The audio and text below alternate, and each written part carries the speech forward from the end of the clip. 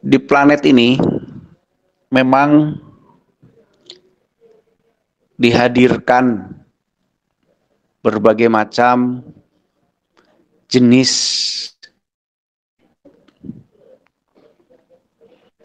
bukan jenis kehidupan, tapi jenis hidup dulu. Misalkan jenis hidup tumbuhan, jenis hidup makhluk hidup gitu ya. Makhluk kan ciptaan atau buatan. Ya, buatan yang hidup lah. Tumbuhan, binatang, dan manusia salah satunya. Semua ada rancangan awalnya. Misal, binatang diadakan dan tumbuhan diadakan. Mereka diadakan untuk jaga ekosistem. Makanya mereka saling memakan. Memakan di sana bukan dalam hal rakus, tapi menyeimbangkan keadaan. Jadi tumbuhan dan hewan dibuat memang secara blueprint, mereka dibuat untuk keseimbangan.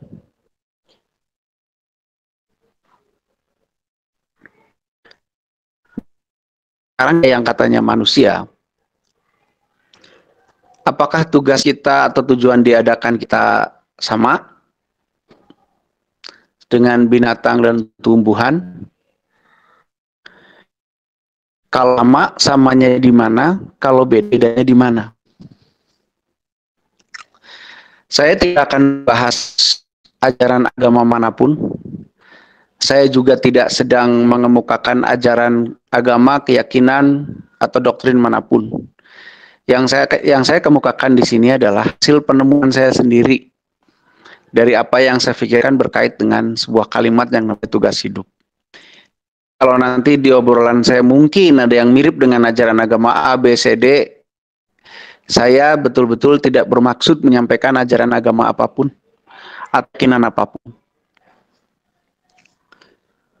Jadi ya mohon maaf seandainya ada baik dari sisi agama maupun sisi keyakinan atau kepercayaan yang keserempet-serempet gitu. Oke, balik lagi ya. Mari kita lihat, kalau kita ingin melihat fungsi, pertama yang harus kita lihat adalah sarana yang diadakan. Di pohon, sarana yang diberikan adalah insting atau kecerdasan alamiah. Bagaimana cara pohon mencari makanan dengan menghujamkan akar ke dalam tanah? Bagaimana pohon mencari matahari, menjulurkan daun ke atas tang atau ranting ke atas? Tapi bagaimana dengan rumput yang nggak bisa tinggi? Akhirnya dia mengefektifkan metabolismenya dengan sinar matahari yang mungkin dia cukup. Juga sinar yang terlalu misalkan jelek kalau itu semua adalah bentuk adaptasi. Adaptasi ini bentuknya kecerdasan alamiah di dalam pohon itu. Karena itu maka wajar kemudian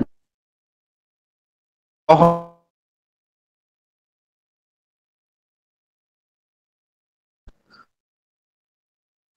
mempertahankan hidupnya dengan cara mencari makan, kemudian menjalankan metabolismenya saja.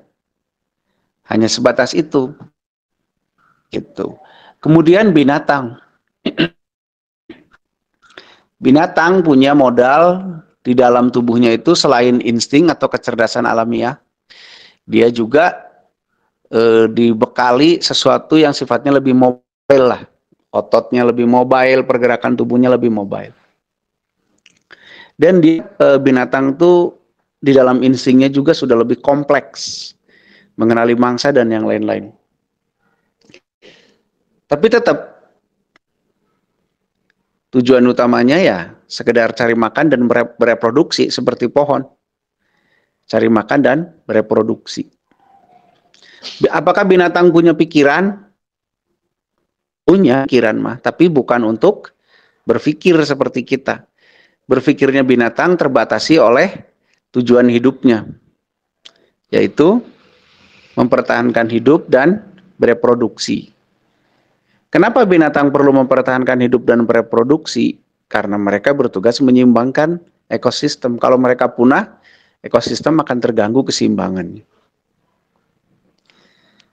Makanya tiap hari kelakuan binatang adalah mempertahankan hidup dengan cara cari makan dan bereproduksi. Kawin. Nah, sekarang manusia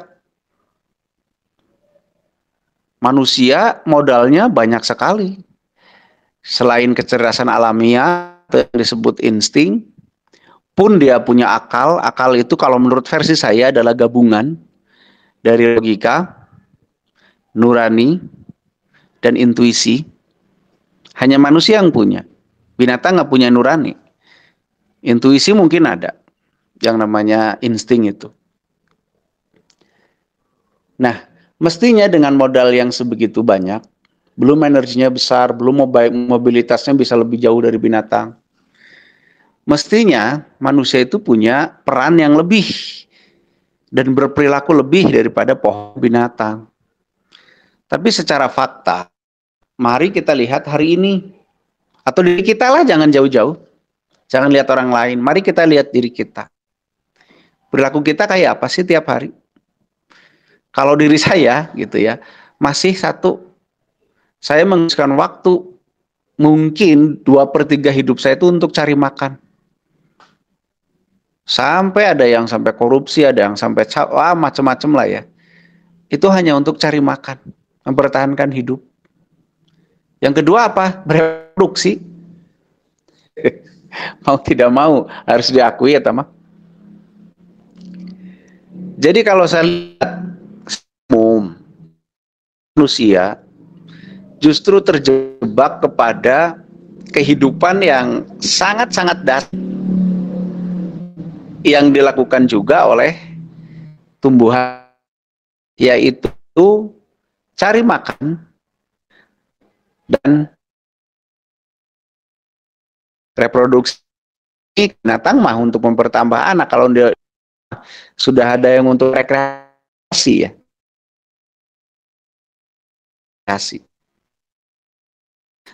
Cari kesenangan saja. Tapi perilakunya hanya mempertahankan hidup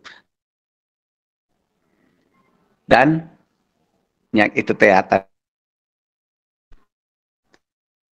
Entah karena apa, mungkin kehidupan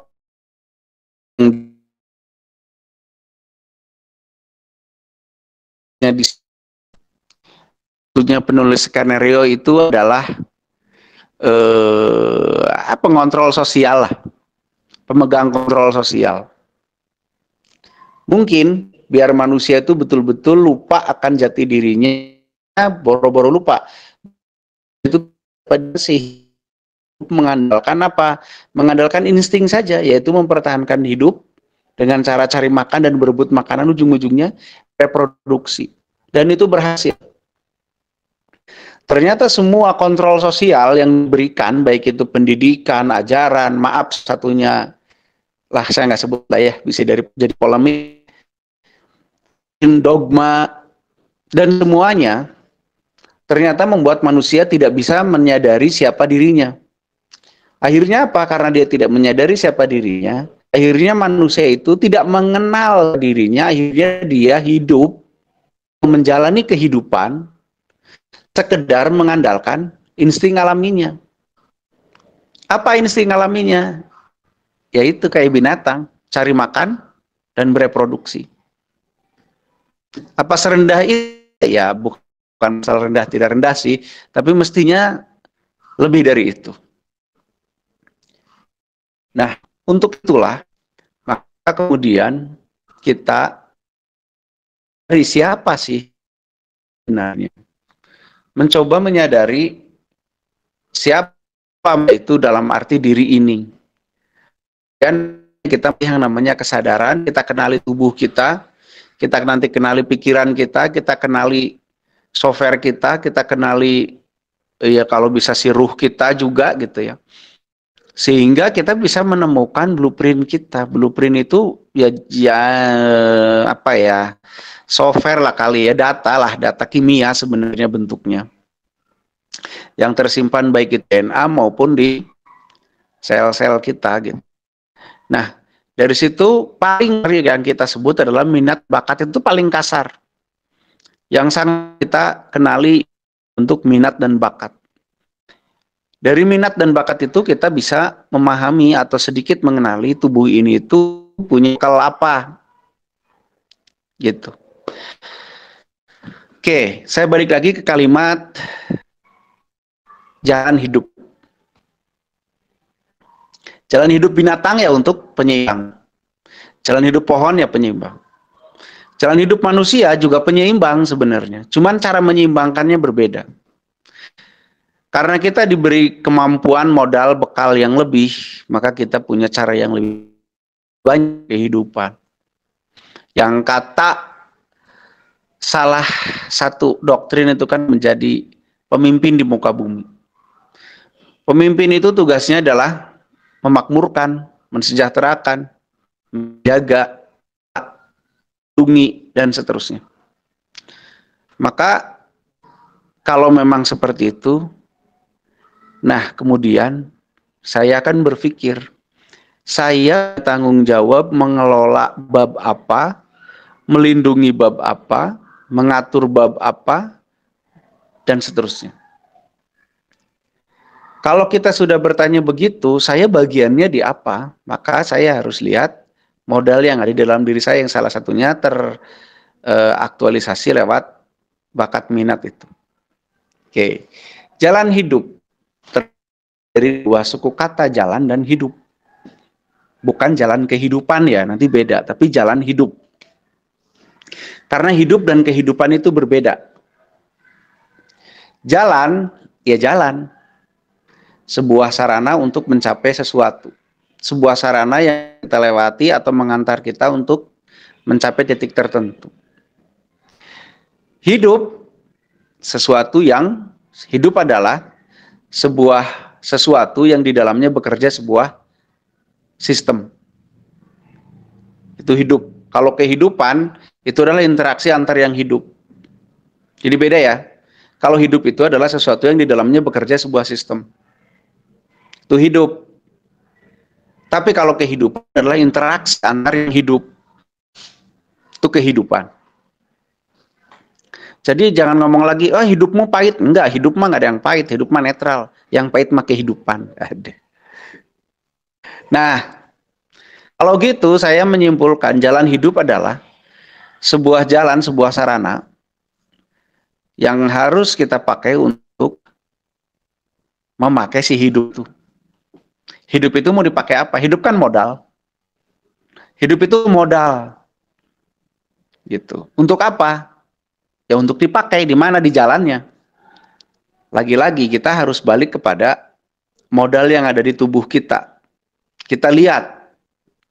Saya sering bilang, kalau di tubuh kita temui secara minat bakat itu ternyata kita temui alat-alat pertanian, maka kemungkinan tugas hidup kita adalah bertani. Misalkan anak punya kecenderungan minat bakat bercocok tanam, dia senang bertanam, dia senang pohon, dia senang apa, mungkin dia bertani, tugas hidupnya untuk mengurusi sumber makanan manusia. Tapi kalau anak dia kecenderungannya atau minat bakatnya di nyanyi, di apa, ditampil apa, ya mungkin dia mengurusi bab hiburan untuk kehidupan. Bukan berarti jadi artis, tapi jadi orang yang memanage hiburan, yang memanage kejiwaan seseorang atau memanage kejiwaan masyarakat. Gitu. Jadi kalau ada tontonan yang benar, yang baik gitu. Gitu. Kalau tontonan dikuasai oleh bisnismen ya akhirnya ya tontonannya kayak sekarang. Mudah-mudahan contoh itu bisa dipahami. Jadi jalan hidup atau untuk mengetahui jalan hidup, caranya adalah kita mengetahui apa yang tersimpan di dalam tubuh kita. Ada 3 cara untuk mengetahui itu. Ada 3 cara untuk kita bisa mengetahui jalan hidup, jalan yang harus dipakai untuk mempraktekkan atau menghabiskan sarana hidup kita itu apa. Kalau menurut kawan saya yang lain adalah apa namanya ya, lakon hidup lah gitu.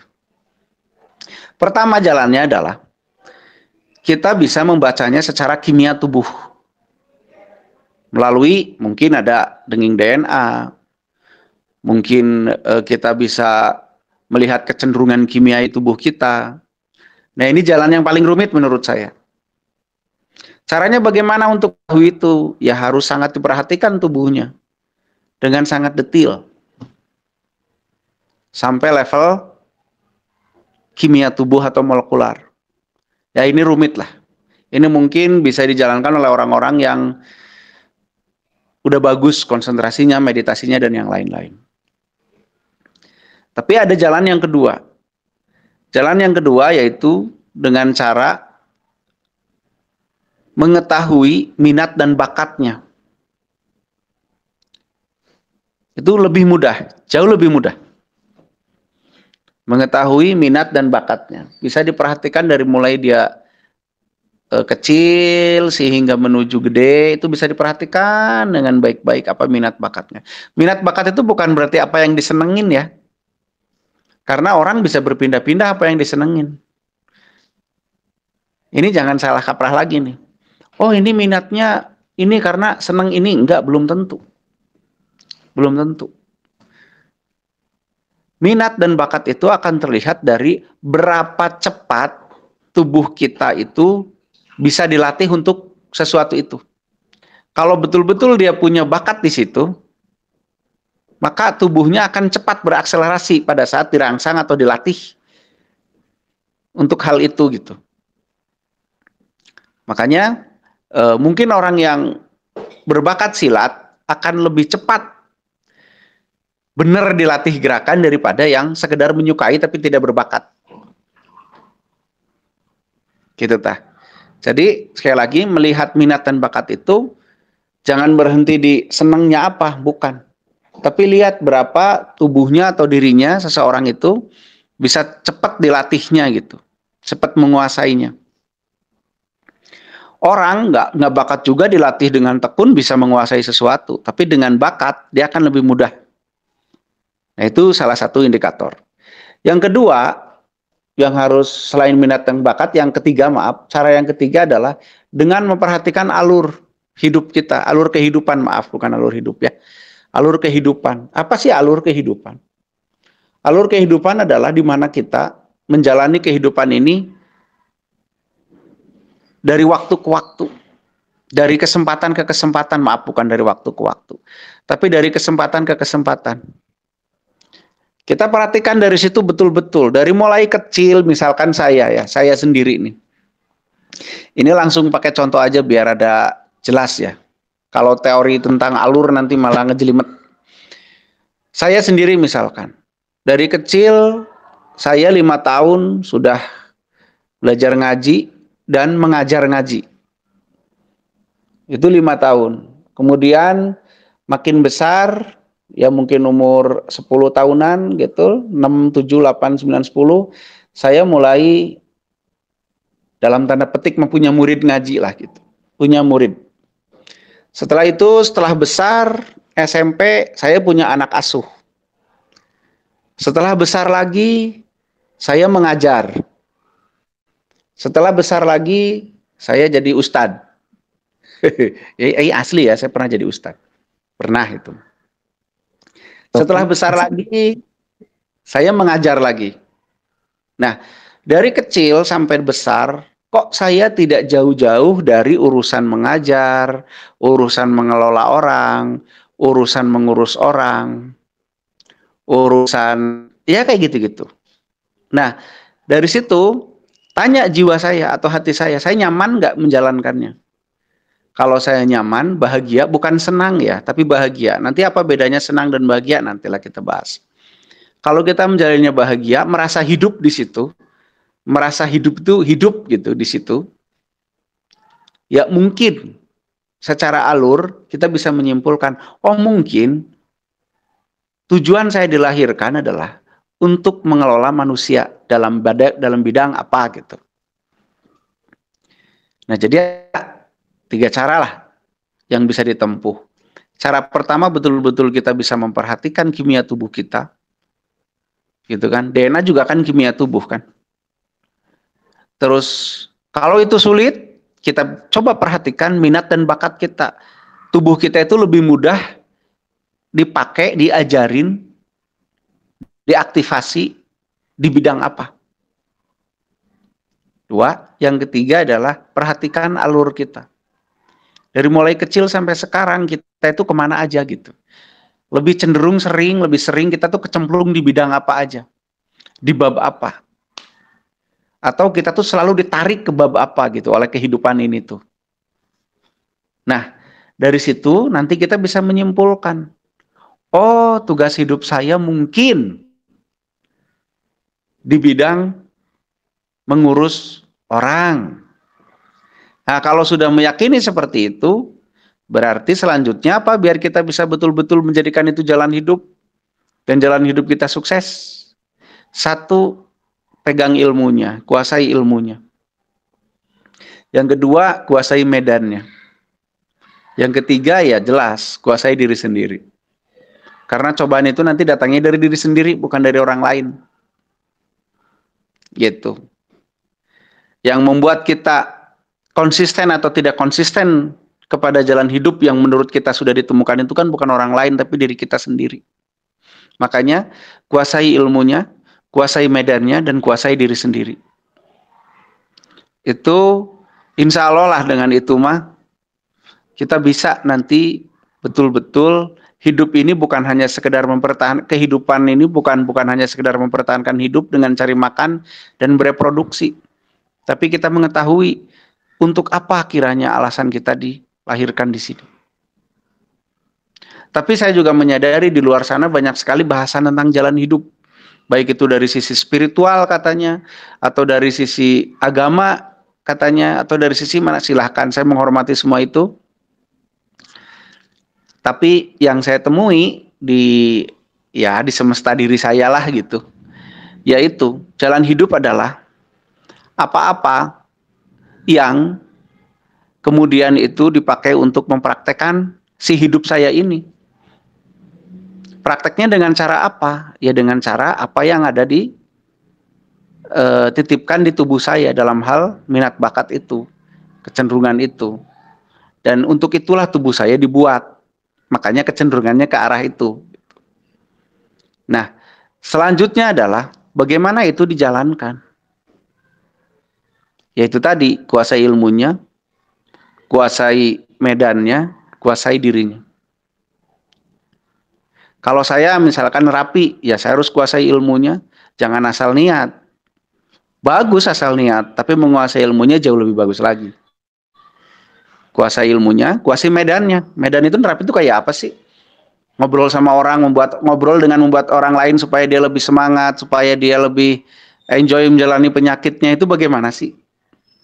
Bagaimana sih bahwa si sakit itu anggota keluarga? Bagaimana memanage keluarga juga supaya mensupport si sakit? Nah, kuasai medannya. Setelah itu kuasai diri saya sendiri. Rapi jangan cuman buat nyari amplop aja gitu misalkan. Kan kuasai diri saya sendiri.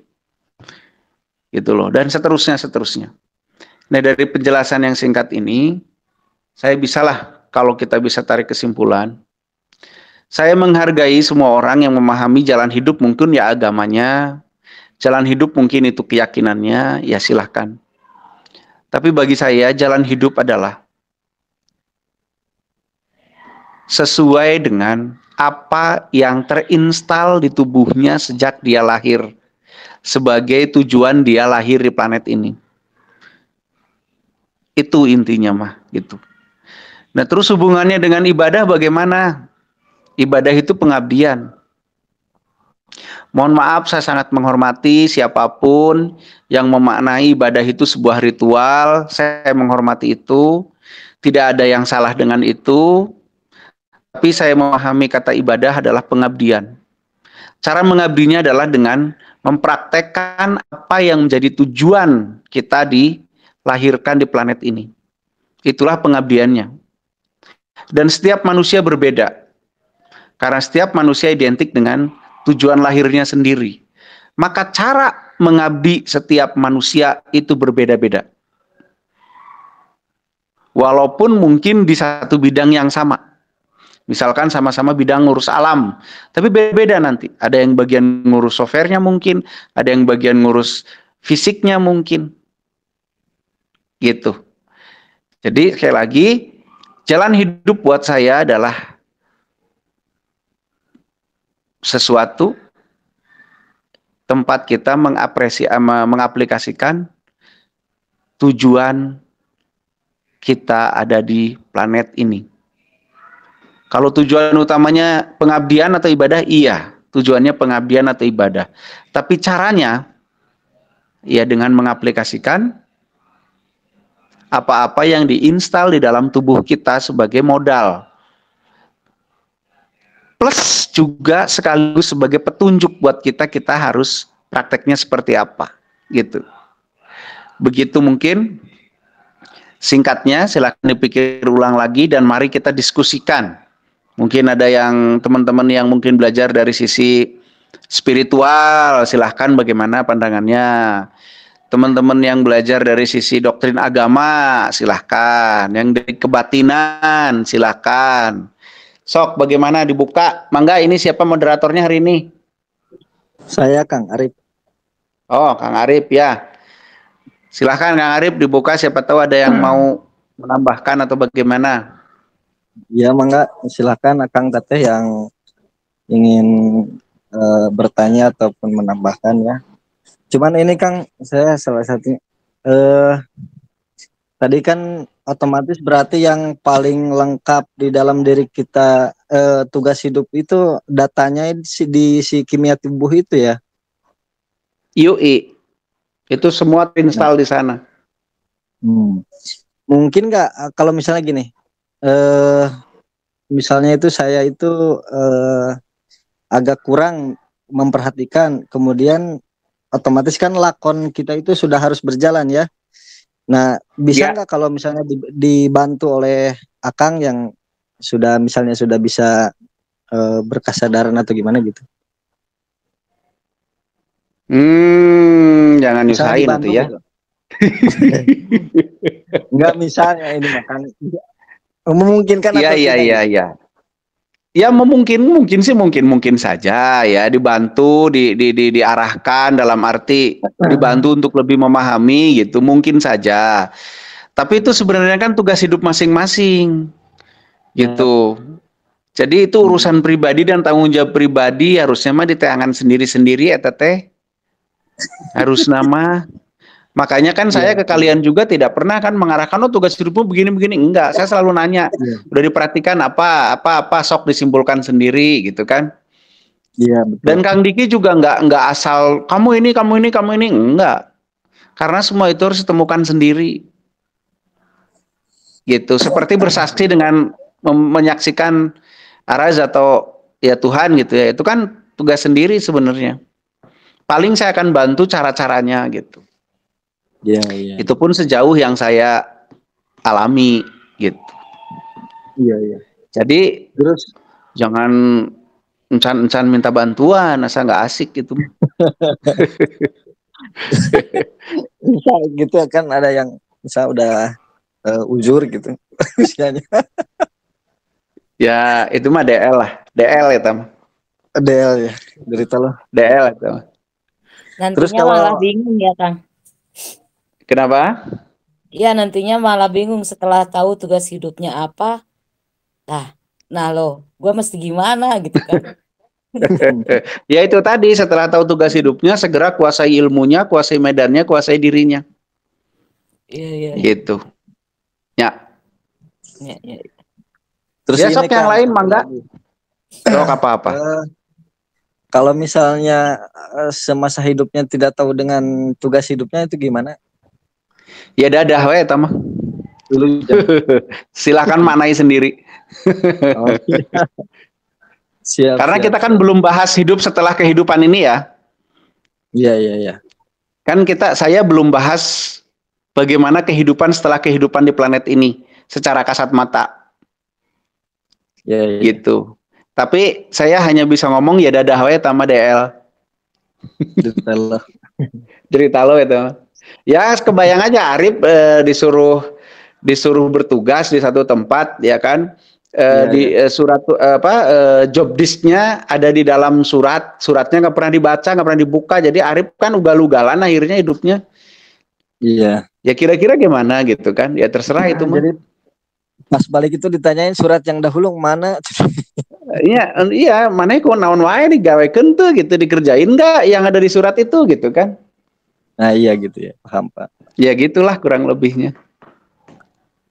Siap. Mangga Kang Tete yang ingin bertanya ataupun menambahkan silahkan. Pesertanya udah banyak. Sok 20. silahkan yang punya pengalaman, punya ilmu dibagikan di sini. Assalamualaikum Kang. Waalaikumsalam. Ini mau nanya nih satu aja Kang. Bagaimana Ya, cara mana? menguasai diri? Bagaimana cara menguasai diri itu ya? Ya, Oke. itu yang pernah. Oke, saya coba jawab ya Kang ya. Menguasai diri. Menguasai diri terbentuk tersusun dari dua kata yaitu menguasai dan diri. Menguasai di situ maknanya kan bukan berarti merajai ya. Menguasai di situ adalah mengelola, mengendalikan. Apa yang dikelola dan dikendalikan? Diri. Apa itu diri? Nah, balik lagi. Diri teh apa tuh ya? Diri itu adalah sesuatu yang tersusun dari dua unsur besar. Unsur pertama unsur fisik. Unsur fisiknya terdiri dari casing atau badan, software atau nyawa atau program, dan ruh sebagai catu daya atau baterai. Itu fisiknya. Karena badan tanpa software nggak jalan. Badan tanpa software, tanpa baterai nggak jalan. Baterai doang nggak jalan, software doang nggak jalan. Si fisik itu. Fisik harus tiga-tiganya ini ngumpul. Pun dengan yang namanya batin atau kesadaran. Kesadaran juga menurut saya terdiri dari tiga unsur, frekuensi atau vibrasi. Nah itu belum, ya ciratin aja sekarang lah ya, nggak apa-apa. Mudah-mudahan pada sabar. Pertama frekuensi atau vibrasi dari araz ya. Yang kedua dari rob, yang ketiga dari otak sendiri. Itu kesadaran. Nah, kalau ingin menguasai diri, ya harus memahami, menguasai si dua unsur besar ini. Maka itulah dalam rangka menguasai diri, kita harus memahami dulu casingnya. Di dalam casing ada apa? Di dalam casing ya ada sel, ada jaringan, ada otot, ada organ, pun ada ego di sana. Nanti seperti tadi ada kata setan itu mana? Setan itu mah keinginan. Setan itu bagian dari ego. Setan itu representasi dari ego. Setelah ego berubah jadi keinginan, nah itulah setan. Jadi setan itu bukan kuntilanak ya. Bukan. Setan itu representasi dari ego. Setelah ego berubah jadi keinginan, nah itulah setan. Gitu. Jadi setan itu ya yuwaswisu fi sudurinas kalau menurut doktrin Islam. Sesuatu yang membisikkan kepada dada manusia. Siapa yang membisikkan? Ya keinginannya sendiri, egonya sendiri. Gitu. Nah, kalau kita mau menguasai diri, ya kita harus pahami tuh casing kita, pahami ego kita, pahami cara kerja tubuh, pahami. Nanti kan tubuh itu bisa emosi, bisa sedih, bisa marah, bisa ini, bisa itu, bisa males, bisa semangat, bisa ini, bisa itu. Nah, itu kita pahami semuanya. Gitu. Kalau kita bisa memahami bagaimana amarah itu terbentuk, tentu kita tahu bagaimana cara mengendalikannya. Kalau kita tahu bagaimana, maaf ya, nafsu birahi itu terbentuk, tentu kita bisa mengendalikannya. Jadi kalau orang yang kawin melulu gitu dengan alasan boleh, itu mah menurut saya maaf ya. Terlepas dari katanya boleh atau tidak, ya tidak bisa mengendalikannya saja. Kenapa tidak bisa mengendalikan? Ya tidak tahu bagaimana proses terbentuknya. Nanti belum pikiran. Konsentrasi ada menyederhanakan pikiran, pikiran tidak bisa disederhanakan. Pikiran akan terus bekerja seperti monyet yang lincah. Konsentrasi itu apa? Mengabaikan. Diabaikan saja, pikiran nggak bisa dikosongin, nggak bisa. Kalau ada orang ahli spiritual, ahli ngomong apa, mengosongkan pikiran, ya saya sih salut lah gitu. Setahu saya pikiran tidak bisa dikosongkan, pikiran akan tetap bekerja. Yang bisa kita lakukan atau yang disebut konsentrasi adalah kita lebih memperhatikan satu hal dan mengabaikan yang lain. Begitu, karena diabaikan seperti tidak terasa, padahal ya ada tetap begitu. Nah, kalau pertanyaannya bagaimana menguasai diri, ya kuasailah hal-hal seperti itu. Semuanya sampai kita bisa mengendalikannya dengan baik dan benar sesuai dengan arah dan tujuan jalan hidup kita itu yang sesuai dengan blueprintnya. Misalkan saya harus nerapi orang blueprintnya. Kan kadang datang malesnya, kadang datang beteknya, kadang datang ini itunya. Nah, bisa nggak dikendalikan itu? Ya tentu untuk bisa mengendalikan kita harus paham dulu. Begitu Kang Ansori ya? Kurang lebihnya lah. Iya. Terima kasih. Nanti nanya lagi nih, masih mikir. Oh, sok mikir dulu. Sok yang lain. Assalamualaikum ya. Waalaikumsalam. Ya, ada 2 pertanyaan yang ingin saya tanyakan. Mangga. Pertama tentang minat dan bakat. Ya. Kalau di psikologi itu apakah memang caranya mereka itu efektif mengetahui minat dan bakat seseorang? Oh, yang psikotes itu ya? Ya. Kalau ya, di budaya zaman orang-orang tua zaman dahulu itu seorang bayi diperlihatkan peralatan-peralatan pekakas di lantai atau di tanah, terus si dia bayi milih itu gitu ya? Memilih, ada yang ngambil pacul, linggis, atau peralatan lain. Kalau saya duit diambilnya. Jadi bayi itu dianggap atau dikondisikan dia milih pacul, berarti dia nanti masa depannya di sawah gitu. Atau dia milih apa gitu. Nah, untuk yang kedua ini saya mengalami banyak pengalaman dengan orang-orang terdekat saya. Orangnya itu kebanyakan keras kepala. Oh iya kalau lembek mah ngeri atuh. Mulai dari orang tua, keluarga orang tua, terus dari teman sendiri. Itu keras kepalanya nggak bisa dinasehatin gitu. Misal kalau negatif, dibilangin negatif mereka nggak mau gitu. Iya, terus? Tahu kan harus tahu positif atau negatifnya. Enggak, sudah negatif, dikasih nasihat bagaimanapun mereka tetap melakukan itu di luar norma dan aturan yang sudah berlaku disepakati di masyarakat. Mereka nggak mau itu. Mereka maunya ibarat komputer itu kita nge-cheat atau nge-hack agar gimana suasana yang dia inginkan tuh dicurangi untuk sesuai keinginannya gitu. Iya, terus? Gitu. Jadi mereka itu memang keras kepala. Diberitahu ini step bagiannya belum sampai sini, jadi jangan coba-coba melompat ke sana. Iya. Kok maunya kok langsung lompat dan sesuai keinginannya gitu. Padahal tahap-tahapnya itu belum selesai. Iya. Makasih, Kang. Iya, itu berarti bukan pertanyaan ya, curhat itu Mah ya. Oh iya, maksudnya bagaimana mengatasi orang yang seperti ini tuh? Oh gitu. Kirain curhat doang. Yang pertama saya lupa tadi nanya apa. minat bakat itu. Oh iya, lupa, ingat. Iya, sip. Oke, pertama yang psikotes itu ya. Iya, Kang. Tanpa saya berniat menghakimi keilmuan yang lain. Ini mah pengalaman saya.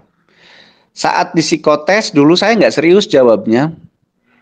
Karena saya lagi main bola gitu ya, di sekolah itu disuruh beres istirahat, saya masih pengen main bola, terus disuruh psikotes. Akhirnya saya pikirannya lagi main bola dan jawabannya kepengen cepet selesai aja.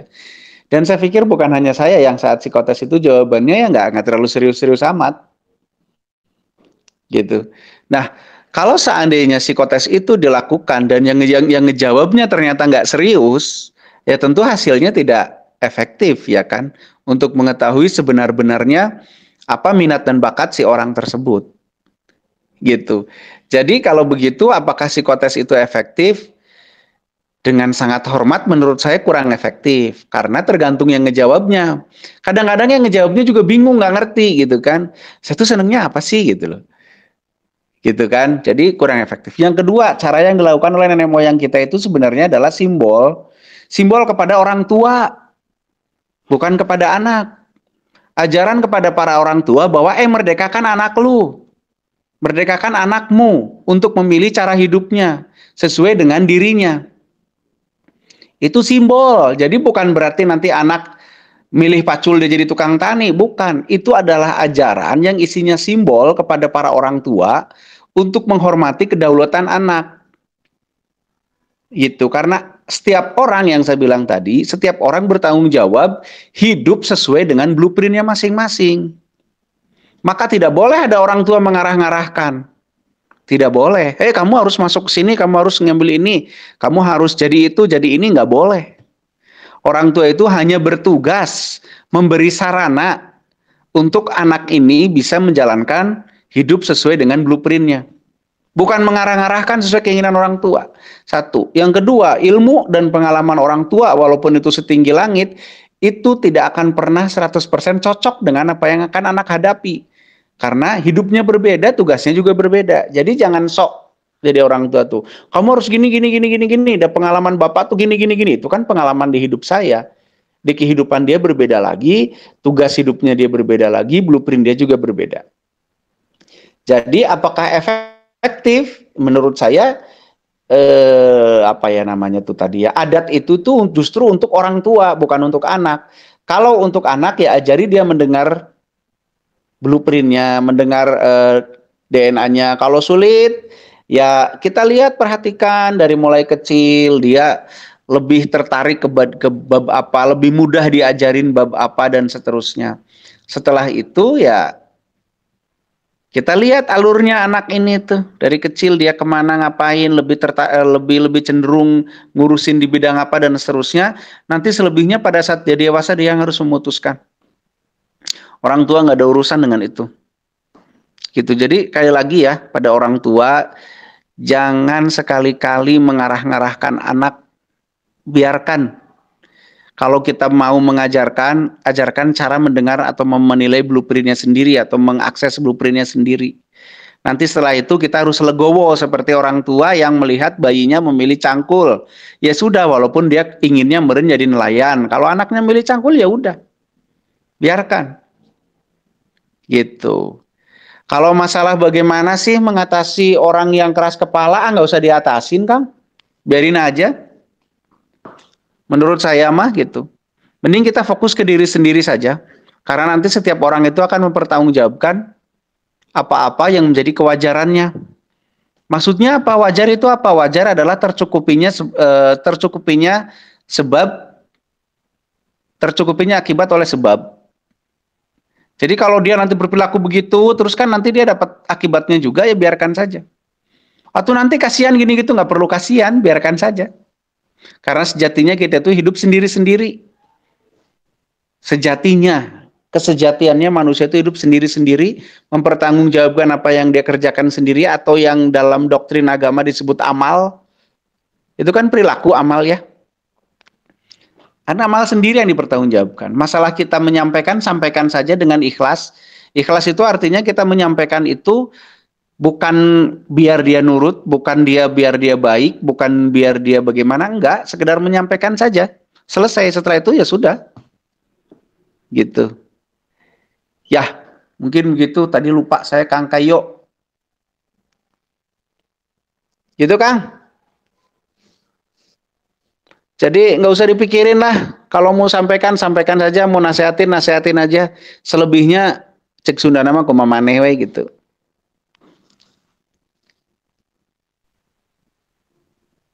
Nggak ada suaranya nih Kang Kayo nih. Ya, silakan Kang Kayo. Makasih. Ya, makasih.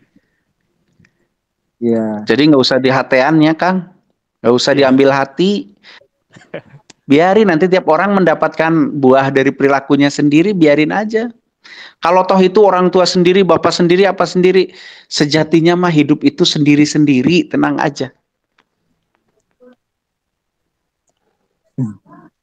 Ya Kang, makasih Kang. Ya, oke. Ya, silakan. Yuk yang lain. Lainnya.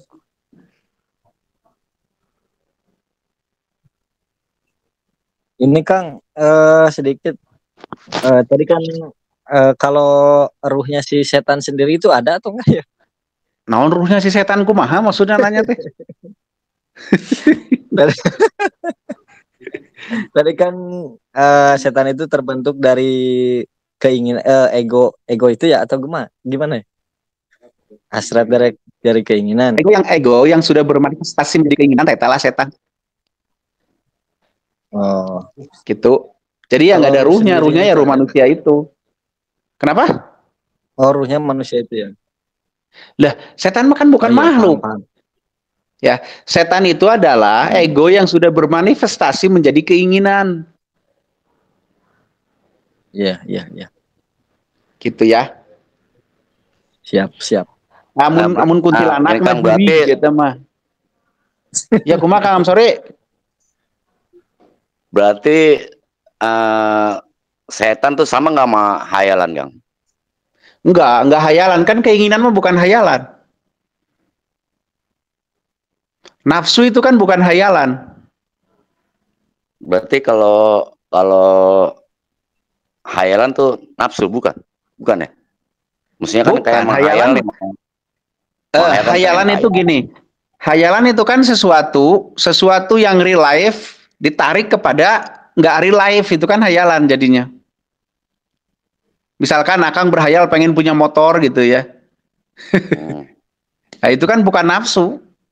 Tapi suatu keadaan ditarik kepada alam pikir. Itu menghayal namanya. Tapi bukan berpikir, karena berpikir mah membahas atau mengelola atau berpikir itu kan membahas data. Kalau ini mah hanya membayangkan kejadian, itulah menghayal gitu. Jadi setan dengan hantu itu dibedain ya, tolong ya. Jadi setan itu bukan hantu. Setan itu adalah ego yang bermanifestasi menjadi keinginan. Itulah yang dinamai sebagai sayatin atau setan. Tapi yang namanya hantu itulah ada jin yang menampakkan diri gitu kan, yang mampu menembus ke dimensi kita, itu jin. Gitu. Jadi tolong dibedain tuh antara setan dengan hantu. Gitu. Kan kalau orang marah-marah namanya kesetanan kan, bukan kehantuan ya. Iya kan? Si eta mah kesetanan bukan kehantuan. Orang marah kan karena ego. Jadi namanya kesetanan bukan kehantuan. Ego yang berlebihan mungkin ya Kang ya. Iya, yang sudah bermanifestasi menjadi keinginan. Iya. Gitu.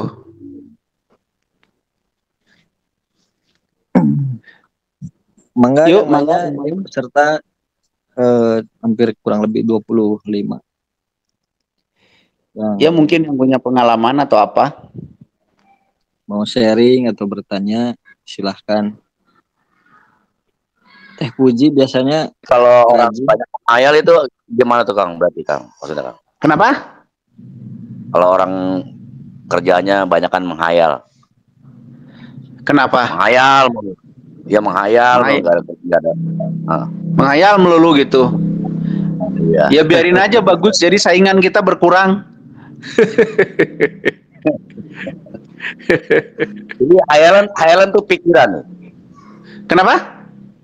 Hayalan tuh berarti pikiran yang apa ya? Bukan angan-angan nih, bukan ya? Angan-angan beda lagi. Angan-angan beda lagi. Oke, saya jelasin dulu lah angan-angan dan hayalan ya. Oh iya, makasih. Oke. Hayalan atau menghayal adalah kita memindahkan sesuatu ke sebuah alam di pikiran kita, di otak kita, tapi bukan berpikir, hanya membayangkan sesuatu itu terjadi gitu. Itu hayalan. Jadi tidak ada proses pengolahan data, tidak ada proses berpikir, tidak ada. Hanya memindahkan sesuatu kejadian dari satu tempat ke alam pikir kita, ke alam otak kita gitu. Itu hayalan. Nah, kalau angan-angan adalah keinginan yang kejauhan. Misalkan, saya kepengen jadi presiden ya, itu angan-angan. Tapi kalau hayalan, saya sedang membayangkan saya jadi presiden. Nah, itu hayalan. Bedanya kayak gitu. Angan-angan itu adalah keinginan yang kejauhan. Itu namanya angan-angan. Apalagi angan-angan kosong. Jadi, angan-angan adalah keinginan yang kejauhan. Sedangkan hayalan adalah bayangan tentang sesuatu terjadi. Yang itu belum terjadi gitu. Itu namanya hayalan. Boleh nggak ya? Boleh-boleh aja deh. Itu mah kemampuan otak dua-duanya juga. Cuman kan entah itu angan-angan, entah itu hayalan, itu bisa menjadi trigger untuk kita menjadikan itu sebagai realita, yaitu dengan diupayakan supaya terjadi. Kalau tidak diupayakan, ya sebatas menjadi hayalan dan menjadi angan-angan. Jadi penting nggak hayalan dan angan-angan? Ya penting aja. Penting kalau itu kemudian disikapi lebih lanjut dengan upaya. Tapi menjadi tidak penting ya kalau itu tidak disikapi, malah menjadi baluang teh naonnya muter aja di situ gitu. Begitu. Nanti bisa jadi gila ya. Jelas ya. Bisa jadi aja gila. Gila kan hanya konslet antara ruang realitas dan ruang non realitas. Itu kan dia antara sel saraf sadar dan sel saraf bawah sadar saja gila itu. Makanya disebutnya sakit jiwa, sakit berpikir kan. Cara berpikirnya yang rusak. Gitu. Ya kalau banyak hayal bisa jadi gila gitu. Bisa jadi konslet. Ya bisa aja. Sangat bisa. Kalau hayalannya sampai tingkat tinggi gitu ya. Sampai betul-betul kayak yang beneran kan schizofrenia dulu tuh. Sebelum gila.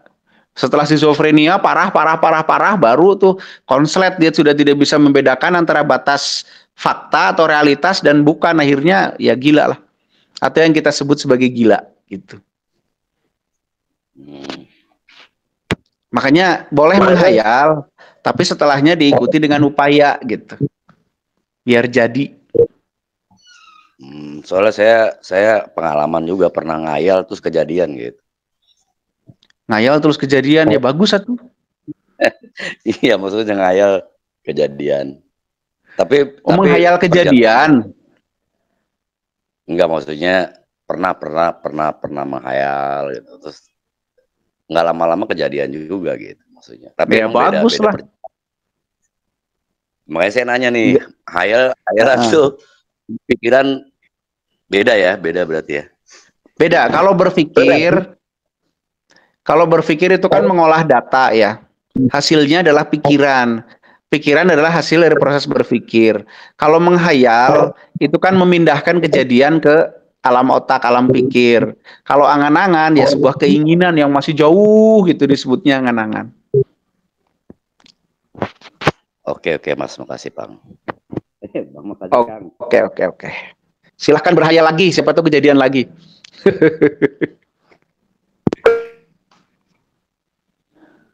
Ayo yang lain.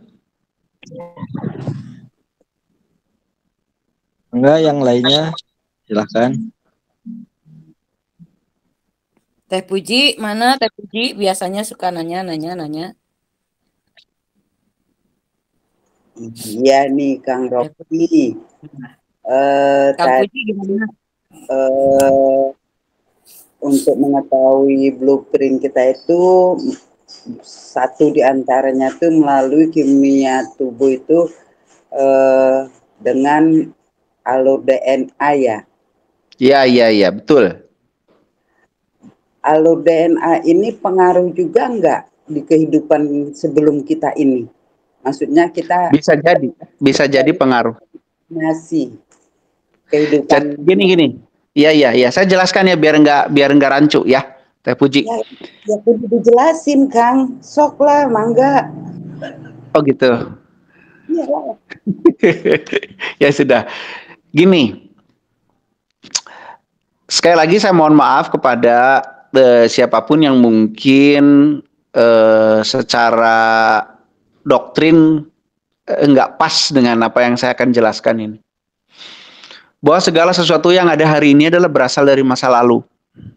Segala sesuatu yang ada hari ini adalah berasal dari masa lalu. Tapi berapa persen yang berasal dari masa lalunya, nah itu yang membuat setiap individu kemudian berbeda-beda. Ada yang balik lagi software dan ruhnya, ada yang ruhnya saja gitu kan ya. Kalau dengan fisiknya sih enggak. Nah, masalahnya kan kalau yang software atau nyawa dan ruhnya balik saja, atau yang disebut reinkarnasi itu kan tetap fisiknya baru. Casingnya baru. Artinya DNA itu adanya kan di casing. Bukan di software atau di ruh. Jadi DNA yang baru ini, tubuh yang baru ini membawa data baru, bukan data yang dulu. Si nyawa dan ruh yang dulu, bukan. Tapi kok bisa nggak DNA yang baru ini terpengaruhi oleh data-data yang lama yang tersimpan di software dan ruh mah nggak nyimpen data ya, di software? Ya bisa-bisa saja. Bisa saja software yang ada data yang ada di software itu kemudian mempengaruhi data yang ada di DNA. Itu bisa. Jadi biar jelas, bukan DNA yang berulang dari masa lalu, tidak. Nggak ada DNA yang berulang. DNA mah baru, casing baru dari orang tua baru, kan begitu. Tapi data yang dari nyawa lama atau softwarenya lama itu bisa mempengaruhi DNA baru. Makanya maaf ya, sekali lagi saya mohon maaf kepada yang doktrin tidak sama dengan ini. Bisa saja satu orang yang software atau nyawa dan ruhnya dari masa lalu tugasnya sama terus, itu aja terus gitu. Di dalam berbagai kehidupan tugasnya etawe itu aja terus sama gitu. Itu bisa saja seperti itu. Karena ada pengaruh dari data yang ada di softwarenya. Jadi memang beberapa teman ada yang rancu menjelaskan ini seolah-olah DNA-nya itu lama, nggak bisa, DNA itu baru karena casingnya baru. Nggak ada casing yang hidup terus-menerus. Nggak ada. Walaupun software dan baterainya lama, tetap casingnya mah baru dari orang tua yang baru. Membawa data yang baru, tapi bisa saja mungkin terpengaruhi oleh data-data yang ada di software lama. Begitu. Jadi pada teman-teman yang masih menjelaskan bahwa misalkan ada yang trace DNA tertua gitu ya. Bagaimana DNA tertua? DNA jelas-jelas adanya di tubuh. Tubuh itu kan baru. Gitu. Yang membawa data tertua ya softwarenya atau nyawanya. Begitu mungkin Teh Puji ya. Gini Kang. Oke, kita punya di kehidupan sekarang kita orang tua, kita melalui kelahiran dari orang tua yang berbeda. DNA kita kan dari DNA dari bapak dan ibu ya. Sementara kita sendiri membawa DNA sendiri gitu kan. Nah, tidak, kita tidak membawa DNA sendiri. Jadi DNA itu kan gini, DNA itu kan unsur asam karbon di dalam tubuh. Dan itu diturunkan dari kedua orang tua. Yang kalau toh kita, misalkan saya orang reinkarnasian, yang terreinkarnasi itu software sama ruhnya saja. Tubuhnya mah tidak. DNA itu adanya di tubuh, tidak di software. Gitu. Sok DNA kan kepanjangnya kan apa tuh? Ribonukleoid apa gitu ya. Itu kan struktur asam amino, asam apa gitu. Makanya disebutnya asam DNA dan asam RNA. Itu kimia bentuknya. Jadi tidak terwariskan dari masa lalu, tidak. Itu mah diwariskan dari kedua orang tua. Penyusun tubuh DNA mah. Gitu.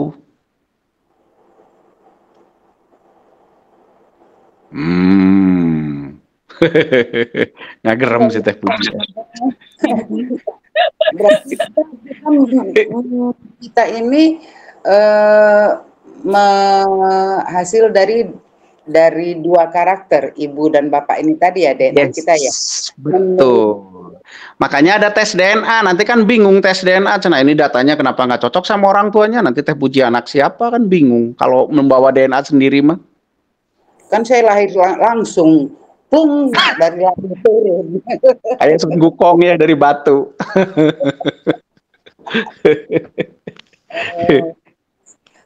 Gitu. Gimana dengan diriku Kenapa? Ini si kimia tubuh tadi tuh gimana dengan diriku yang sekarang gitu, sementara diri ini adalah hasil dari dua DNA ini tadi gitu loh. Nyambung iya, makanya kan kita ngomongin casingnya aja itu mah. DNA itu adanya di casing. Casing misalkan Teh Puji adalah reinkarnasian misalkan ya. Kan tetap casingnya mah baru. Yang berasal dari masa lalu apa? Ya cuman software sama ruhnya saja. Tubuhnya baru. Kan tubuh yang dulu sudah hancur, sudah dikubur misalkan gitu ya. Udah meninggal. Yang saya maksud gini Kang, untuk kita menemukan kita ini reinkarnasi apa bukan nih, jadi rada rumit juga ya, karena ada pengaruh dari rumit. Harus ketemu saya itu mah, ketemu saya nanti kelihatan ini dari masa lalunya mananya aja gitu. Kan vibrasinya nanti beda. Pertanyaan di diri sendiri gitu loh. Kok kayaknya minat bakat sama hobi saya kok macem-macem gitu loh Kang. Iya bagus, berarti multifungsi. Gitu, berarti tugasnya banyak, bagus. Ya enggak juga kali. Biasanya yang paling dominan Teh Puji. Ambil yang paling dominan. Berarti ngomel-ngomel ke emak saya. Bisa aja loh. Bisa aja ngomel-ngomel. Ngomel-ngomel itu kan gini. Ngomel-ngomel berarti kan Teh Puji punya keahlian di dalam menyampaikan sebuah kata dan sebuah maksud. Betul kan? Iya, iya. Nah, itu kan sekarang si sarana itu baru dipakai untuk menyampaikan kekesalan yang namanya jadi ngomel. Tapi kalau dipakai untuk menyampaikan ilmu, menyampaikan dosen, pinter ngomong syaratnya kan, pinter ngomong dan ngomongnya jelas bisa dipahami oleh orang lain. Gitu kan? Nah, mungkin saja Teh Puji dengan bekal yang pinter menyampaikan omongan dan mudah dipahami orang lain, yang mungkin Teh Puji bertugas untuk memberikan pemahaman, bertugas untuk memberikan penyuluhan gitu. Mungkin kayak gitu kan? Mungkin. Iya, mungkin. Jadi jangan dipakai buat ngomel doang, itu keahlian. Terus gini Kang. Gitu. Akankah terjadi seandainya kita mencoba untuk mengacak DNA kita, gitu loh, akankah terjadi? Bisa gitu kan? Kalau energinya cukup bisa, karena kan ya, itu kan harus memecah struktur asam. Itu bisa saja kalau energinya dan pengetahuannya cukup. Oh, ini main di energi ya? Ya iya dong. Kan asam zat apapun kan ujung-ujungnya atom, ujung-ujungnya energi. Berarti makanya ilmuwan sekarang juga kan bisa menciptakan ras. Misalkan ras jagung super yang tahan penyakit, tahan ini, ada ras ini gitu kan. Itu kan ngoprek dari DNA-nya. Iya. Iya, jadi kita juga bisa kalau cukup pengetahuannya dan cukup energinya. Gitu. Kalau kita nggak pakai alat. Kalau pakai alat ya harus pakai alat. Mau misalkan anak yang rasnya bagus, suruh kawin aja orang Indonesia sama orang Barat, mancung, lucu. Ya itu kan ngoprek DNA namanya. Ya kalau udah jadi gini, masa kita mau ngoprek DNA-nya kita kudu ini lagi. Nah, kalau mau kalau udah kadung jadi gitu kan ya. Udah kadung jadi kayak saya nih, kok kepengen hidungnya mancung. Dari DNA-nya yaitu yang pakai energi. Oh. Gitu, tapi buat apa juga gitu loh. Iya. Itu Kang, kalau jurus DNA gimana tuh Kang? Soalnya saya pernah ngikut juga Iya. itu. Jurus DNA mah hanya sekedar nama ya, nama dari gerakan yang melintir-melintir. Jadi jadi itu mah jurus penyaluran aja sebenarnya. Apakah sampai mempengaruhi DNA ya tergantung energi yang dihasilkan ya. Gitu. Tapi bukan identik. Tadi kan iya, ya itu maksud saya. Jadi jurus itu bukan untuk ngoprek DNA. Jurus itu hanya sebuah nama jurus untuk penyaluran hawa gitu.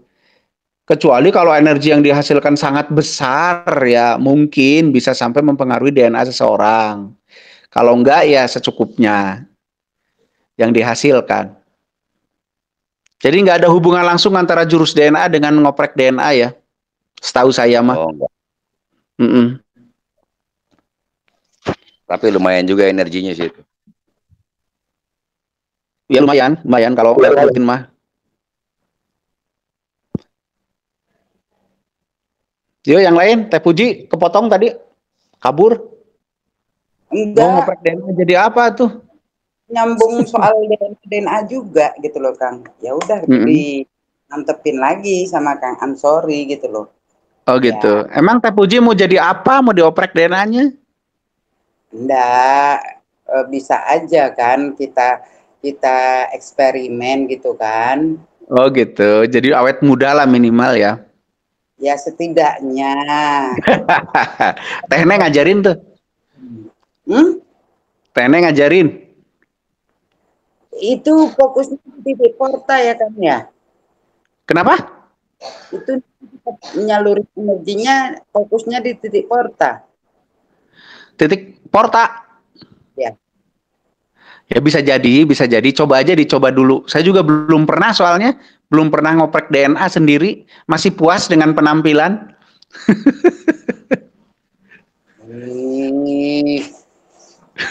Dicoba aja. Namanya juga eksperimen gitu kan. Iya makanya dicoba. Nanti kalau gagal kan tinggal tolong gitu. Ada informasi, ada dapat berita-berita gitu kan. Oh, iya. 40-an gigi gerahamnya bisa numbuh lagi gitu. Bisa gini, ini saya ngalamin sendiri, kuku saya tuh berganti gitu loh kan. Kok kuku baru gitu kan. Dengan kuku yang lama ini masih bagus gitu loh kan. Yang noda-noda putih gitu kan. Oh, ini efek apa ya? Saya nggak sadar gitu loh. Hanya aja saat itu saya lagi fokus latihan jurus air dan angin gitu loh. Jadi fokus ke tangan kan.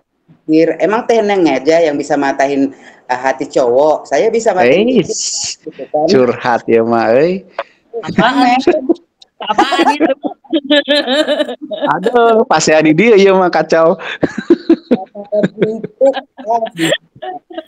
Itu jadi ada yang 40 ke atas gitu bisa tumbuh gigi gerahamnya lagi yang dompong. Ih, keren juga ya saya pikir gitu kan. Nah, coba masa enggak ya kira-kira. Nah, gitu, Kang. Oh iya, coba deh. Nanti kalau berhasil saya mau coba ini ngitemin dulu uban saya. Saya udah ubanan soalnya. Tujuan saya justru di situ, Kang. Aduh, kacau. Karena gini, saat matahin kikir, bukan mempelajari kikir itu jadi patah. Itu kan keniscayaan. Yang saya angin, pori-pori saya itu kebuka, seperti ada gelembung udara yang mengembang, gitu loh Kang. Jadi, rasakan terharu gitu loh. Saya mengalami gitu loh. Jadi begitu patah kikir itu kan itu keniscayaan gitu loh. Jadi proses itu gitu loh. Jadi bisa untuk rambut gitu kan. Berarti gelembung-gelembung udara di kepala ini diapain ya? Disalurin kali ya. Itu Kang. Nah, itu yang pentingnya kesadaran itu di situ. Nanti meneliti butuhnya kayak apa, dia opreknya kayak apa, prosesnya kayak apa. Nah kan proses tumbuh menjadi ini kayak apa, prosesnya kayak apa. Nah di situ nanti tahu harus gimanain. Gitu. Kalau saya sih masih puas dengan penampilan, jadi saya terima aja. Nanti Teh Puji kalau berhasil kasih tahu caranya ini buat numbuhin hidung. Biar nggak minimalis mulu. Udah tolong ya curhat, bukan waktunya curhat ya. Nanti. Ya yang lain ini malah orang pada curhat lagi yang lain. Begini Kang, berarti mungkin ya bisa nge-retrace si software sama nyawa itu tersebut. Bisa. Jadi otak kita diberi kemampuan oleh si pembuatnya untuk bisa meretrace itu, melihat itu, merasakan itu bisa. Tentu ada klasifikasinya, ada syarat-syarat yang harus dipenuhinya gitu. Nah syaratnya apa ya silahkan kayak Teh Puji semangat mencobanya luar biasa bagus kayak gitu. Iya. Yuk yang lain silahkan. Silahkan yang lain. Halo, Bang Doni. Halo, assalamualaikum. Waalaikumsalam. Jelas Kang. Sama rasa Kang. Mau nanya nih Kang. Ini tentang apa ya? Lupa lagi. Oh reinkarnasi. Yang namanya reinkarnasi itu kayak saya pernah ini Kang apa? Pernah ke sana tapi ke Pekanbaru ya. Tapi saya belum pernah ke daerah situ. Tapi kayak pernah, kayak gitu ibaratnya. Pernah itu dejavu Kang. Di masa itu. Apa? Itu dejavu namanya, bukan reinkarnasi. Itu nama kejadiannya namanya dejavu. Iya kayak pernah hidup di situ kayaknya. Tapi gak pernah ke situ. Iya, itu namanya dejavu. Itu adalah potongan puzzle yang otak Akang tangkap. Gitu. Saya bilang gini ya, reinkarnasi itu saya tidak berani sebenarnya membicarakan ini di muka umum. Karena pemahaman kita memang masih sangat bervariasi tentang itu, bahkan pengertian tentang reinkarnasi aja kita belum bagus. Kebanyakan orang berpikir reinkarnasi itu adalah orang yang lahir kembali. Sedangkan orang, individu yang namanya manusia itu terdiri dari casing dan non-casing. Casingnya terdiri dari fisik atau tubuh, badan, terus software atau nyawa, dan ruh atau baterai. Nah, mana yang berputar kembali? Semua berputar, maksudnya gini, semua yang berasal dari sini, yang sekarang ada itu berasal dari masa lalu, karena hanya diputar-putar saja. Yang di galaksi kita aturannya kayak gitu. Di galaksi yang lain mungkin beda.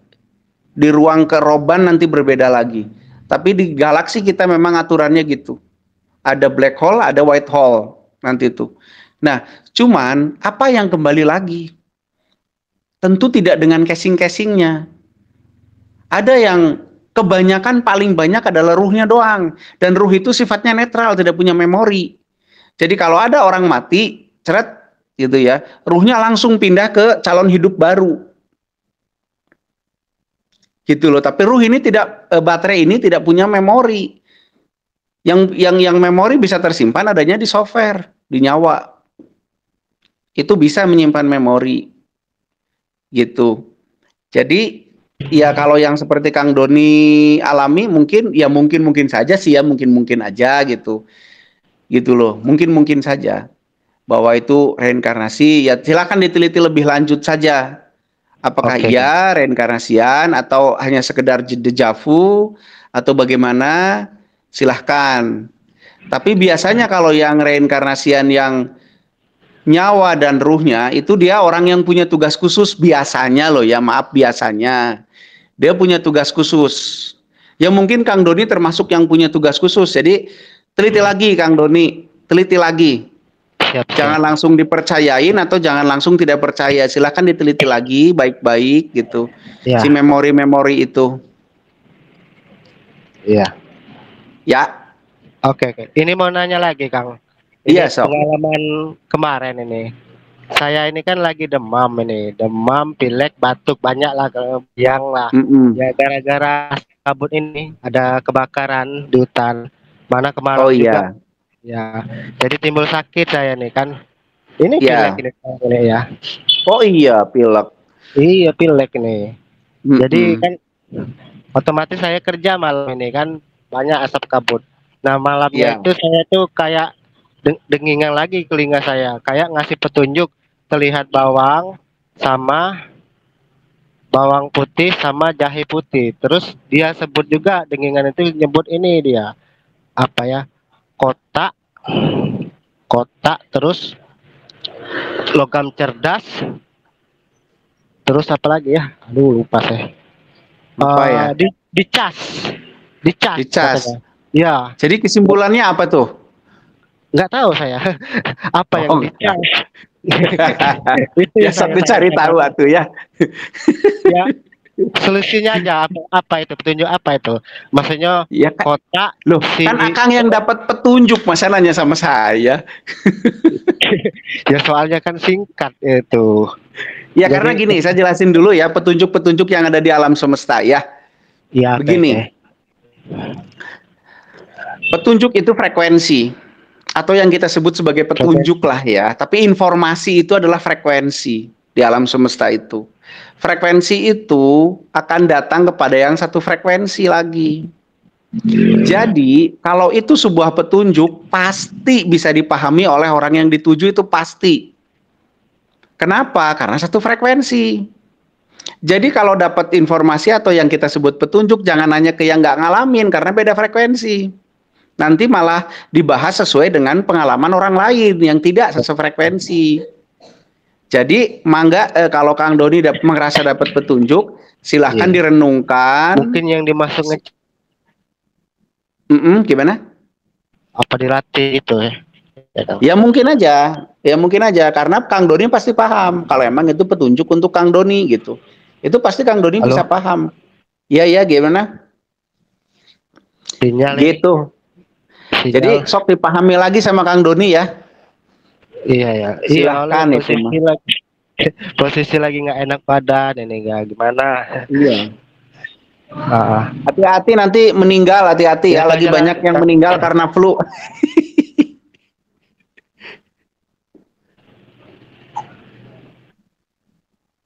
Jadi latihan bawang gimana ini teh ngap-ngap nggak jelas.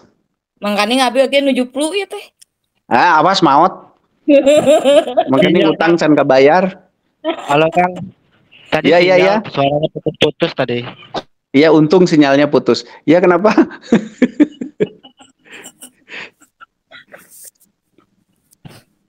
Jadi mungkin bisa disimpulkan Kang Doni harus latihan mungkin gitu ya. Putus lagi kayaknya ini sinyalnya. Dia putus lagi kayaknya Kang. Untuk sih nggak putus Kang. Jadi nggak banyak pertanyaannya. Saya aja deh nanya lagi. Enggak Teh Suji. Enggak. Dengan kondisi perubahan alam ini kan pengaruh juga ke kondisi tubuh kita ya Kang ya. Iya. Itu untuk mengendalikannya itu hanya untuk mengendalikan suasana di luar itu, kondisi alam itu, kita cukup dengan merubah pola hidup aja. Saya senyumin dulu aja ya. Iyalah. Silakan. Oke. Untuk merubah alam, apakah kita merubah pola hidup? Ya tentu merubah pola hidup, dari pola hidup energi kecil menjadi energi besar. Sehingga kalau energinya sangat besar kan bisa mempengaruhi alam gitu. Merubah pola untuk energinya besar, merubah pola hidup dari malas latihan ke latihan. Gitu, Teh Puji. biar Kang Doninya biar cuma denger kan, karena kan serinya kan Iya, pola hidup kalau gini ya, sebenarnya kan di dalam yang hidup itu kan bergerak ya. Hidup itu bergerak terus. Bergerak itu kan salah satunya adalah berpindah dari satu keadaan ke keadaan lain yang namanya apa tuh namanya tuh beradaptasi kan. Nah, cuman kan kita kadang nggak sabar memberi ruang tubuh kita untuk adaptasi. Kita pengennya enak dulu, jadi nggak mau sakit, nggak mau pilek, nggak mau demam. Kan gitu, padahal itu wujud dari adaptasi, proses adaptasi gitu. Tapi kalau yang dimaksud terpuji adalah mempengaruhi alamnya supaya menjadi baik, menjadi ya tidak seperti ini gitu, ya memang kita ada syaratnya itu, syaratnya energinya cukup, pengetahuannya cukup gitu, karena merubah molekular itu tidak mudah, mempengaruhi molekular itu tidak mudah, sekedar merasakan energinya sendiri dan berjoget-joget gitu, itu tidak semudah itu. Kenal juga belum dengan si molekular, kenalan juga belum. Gitu. Ya itu kenal aja enggak nyuruh-nyuruh gitu kan. Ya. Ya gitulah. Tapi kalau bisa. Kalau masalah merubah pola hidup, iya dong. Harus merubah pola hidup dong. Gitu. Misalkan waktu belum musim kabut, asap ya nggak pakai masker. Kalau sekarang banyak asap ya pakai masker gitu. Ya itu kan merubah pola hidup. Atau kalau banyak asap jangan bernapas gitu kan. Ya itu merubah pola hidup juga. Kan jadi nggak akan sakit gara-gara asap. Kalau nggak napas. Innalillahi ya tuh kan. Kan merubah pola hidup jadi pola pae. Kang, dulu pernah dengar ya kalau blueprint itu ada di tulang belakang katanya. Iya, terus? Bener nggak itu teh? Iya bener. Tapi di otak juga ada loh gitu loh, ya. Nggak salah, tapi di otak juga ada gitu. Di sel juga ada gitu. Makanya sepotong rambut teneng itu kan mengandung DNA teneng. Nah DNA itu kan isinya informasi. Ada RNA-nya kan di DNA itu. Nah RNA itu kan mengandung informasi. Segala macam informasinya. Ada. Atau gitu. Menyalurkan hapan ke tulang belakang bisa nyari blueprint. Bisa, tapi tidak sesederhana itu gitu. Ya. Iya. Kalau disebut bisa, tapi tidak sesederhana itu. Karena jangan pikir blueprint itu seperti gambar. Jangan pikir blueprint itu kayak nonton TV. Jangan mikir kayak gitu. Blueprint itu kimia. Itu data nanti di otak nongolnya. Gitu. Ya. Ya. Yep. Jadi jangan pikir teneng ningali blueprint terus ngelihat teneng lagi nari-nari, oh berarti saya penari, bukan kayak gitu, enggak kayak gitu. Sugan gitu. Untuk itu eta mah ngahayal. Cek si Kang Amsori ge. Yo yang lain Teh Andriani diem aja dari tadi nih. Nanti kita mau ke Jogja insya Allah loh. Ya silakan yang mau bertanya. Kang Tio. Halo Kang. Halo. Ya. Kang, yang tadi tuh sinyalnya nggak ada tadi. Bisa jelaskan lagi Kang? Tentang yang ini yang aja. mana? Yang apa? Bawang putih sama jahe putih itu nah. Itu apa? Ya kalau bawang putih gini, kalau bawang putih kan ada kandungan atau unsur-unsur, ada yang dia antimikrobanya, untuk antibodi juga. Jahe putih juga iya untuk imunodulator lah gitu ya. Jadi memang itu untuk antibodi. Mungkin, ya ini mah mungkin loh Kang Doni ya. Mungkin salah satu pesannya adalah kuatin antibodinya dong gitu. Oh, dicas dulu dong kayak gitu ya, Kang. Dicas sama siapa? Frekuensi kata Kangnya tadi. Oh gitu. Ya cara ngecasnya mungkin dengan makan yang bagus, makan yang apa namanya sesuai kebutuhan, bukan sesuai keinginan, apalagi sesuai kemampuan. Aduh, berat. Ya tadi sinyalnya agak itu apa lelet, soalnya pakai wifi saya. Oh, jadi, nebeng ya, nebeng wifi ya? Iya nebeng. Saya kan jualan malam. Berat. Berat. Saya cara numpang, tahan wifi saya ikut acara ini. Beli dong wifi sendiri atuh, aduh. Ya nanti kalau ada. Ya intinya mungkin itu ya, intinya mungkin Kang Doni dapat inputan dari tubuh sendiri untuk memperhatikan antibodinya, gitu. Berarti ibaratnya ngecas itu ya saya harus dilatih kayak gitu ya. Iya harus latihan juga gitu kan untuk ngecas antibodinya gitu. Ya soalnya kan banyak gejala nih, anak istri kena semua jadinya kan.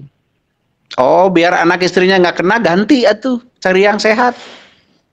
Oh ya oke, beres ya. Iya siap kan? Ya siap. Iya oke. Ya saya paham. Ya itu aja Kang. Yuk mangga. Ini udah 10 menit lagi. Oke, satu pertanyaan terakhir ya sebelum saya simpulkan. Ya mangga silahkan yang mau bertanya. 10 menit lagi ya kita nyampe jam jalan hidup 9. Ya ini mah ngomongin DNA gerak.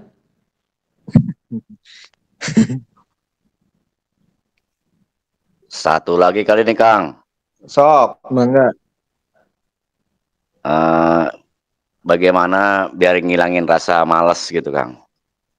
Ya tinggal jangan malas, gampang apa susahnya sih? Enggak, maksudnya berpikirnya tuh gimana gitu biar nggak malas gitu.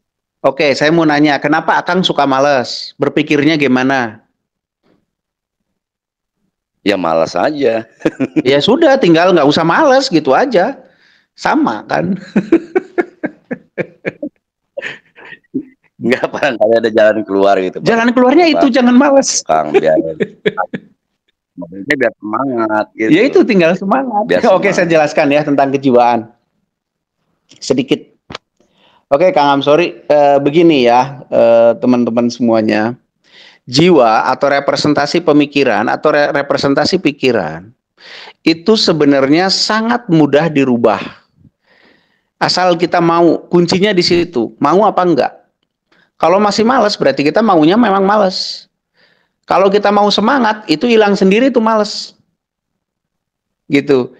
Nah, orang menteorikan panjang lebar, pretlah intinya mau apa enggak, gitu. Nah, memang untuk timbul kemauan, kadang-kadang kita perlu data. Kalau lagi malas latihan, misalkan saya nih, capek banget badannya malas latihan. Saya masukkan data ke otak saya. Bahwa tugas kamu banyak loh. Dan itu semua butuh energi yang besar. Kalau kamu malas, bagaimana dengan tugas-tugas kamu itu? Nah, begitu dari data itu, langsung saya semangat gitu. Oh iya, saya mau latihan.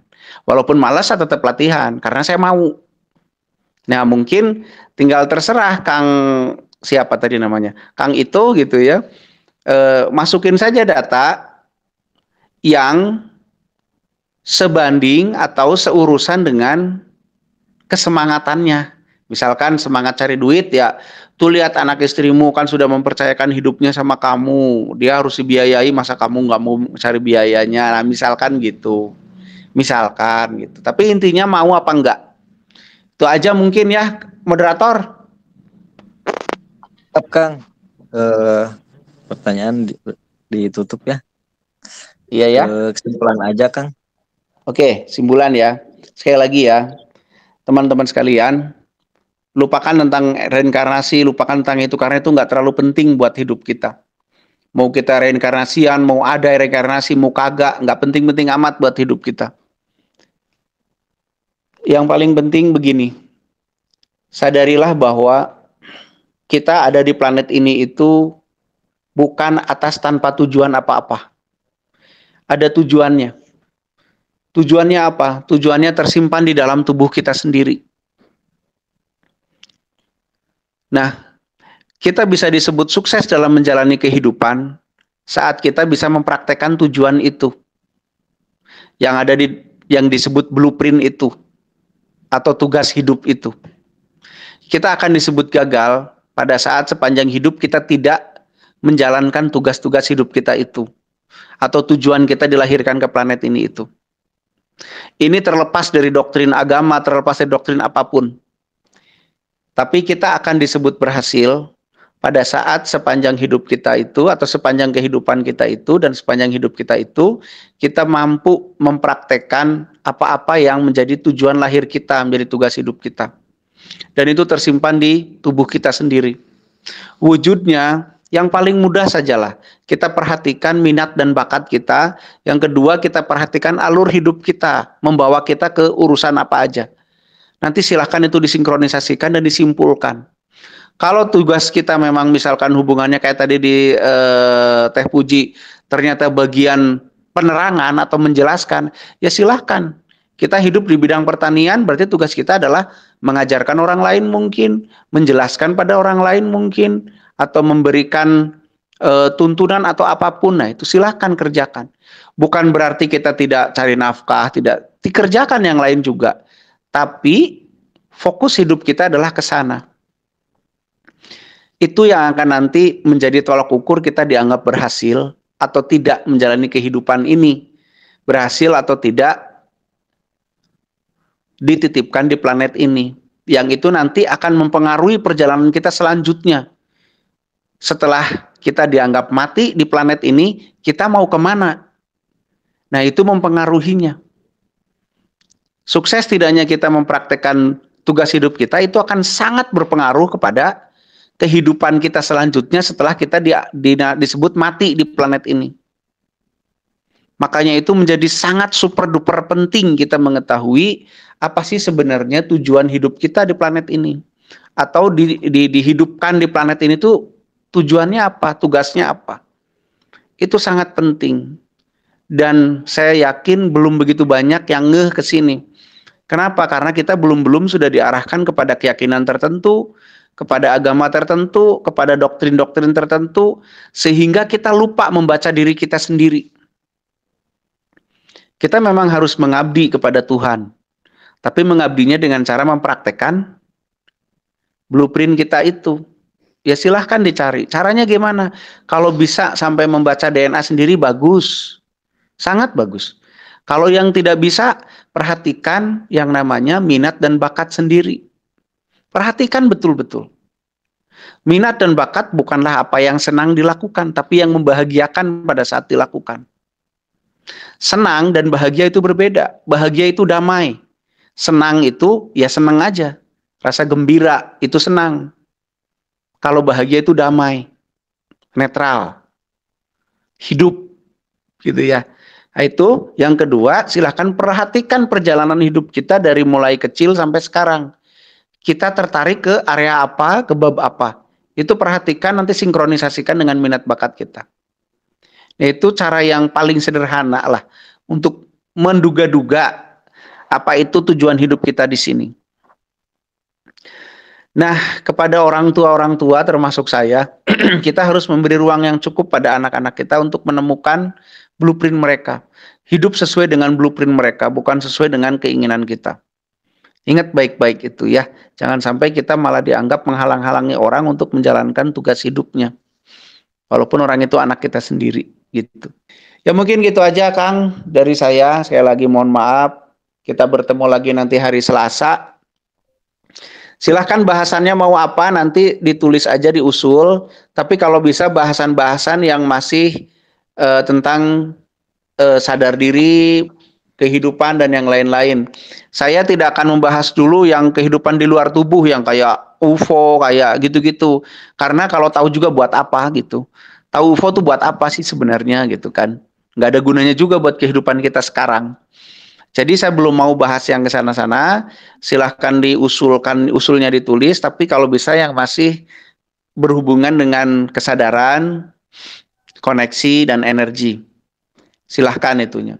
Mungkin dari saya gitu aja ya, mohon maaf sekali lagi, terima kasih banyak. Sampurasun, Kasadayana.